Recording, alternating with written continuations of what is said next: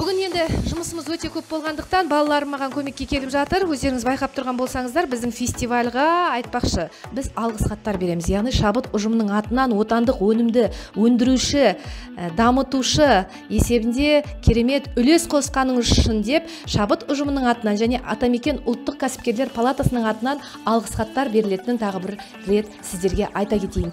Міне байқап тұрсаңыздар, керемет қазақша мотивациялық сөз жазып қойып жатырмын. Яғни біздің шеберханада осы қазақтың ұлы ақындарының, ұлы тұлғаларының осындай әдемі сөздерін, қанаттандыратын сөздерін жазып қойсам, менің әр жұмысыма келген кезде бұл маған өте керемет күш береді деген мақсатта жазып қойдым. Және сіздердің алдарыңызда менің ең сүйікті билерімнің бірі Тауыс биіне арналған костюмның тігілу барысын көрсетіп жатырмын. Бұл костюм арнайы жасалып жатыр, сондықтан жұмыс өте көп.